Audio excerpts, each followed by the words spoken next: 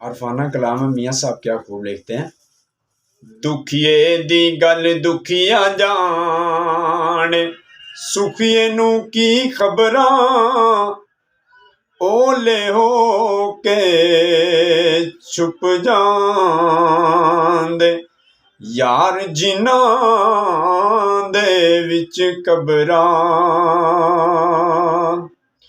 रात पवे ते बेदर्दां नू नींद प्यारी आवे, दर्द मंदां नू तांग बिछड़े सजन दी, सुत्या आन जगावे।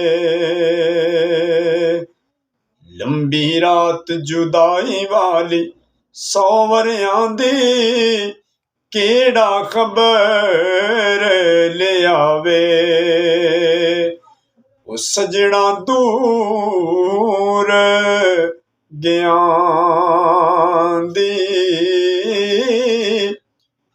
दीगर टली ते शामां पईयां, लोग घरां नू आए, पर ओ नहीं परते यार मुहम्मद, जिहड़े आप ही हथीं दफनाए।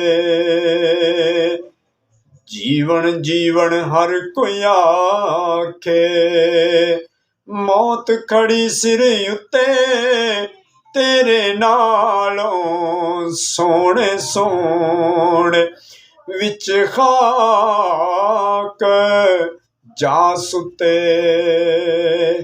वीडियो अच्छी लगे चैनल में जरूर सब्सक्राइब करें। शुक्रिया।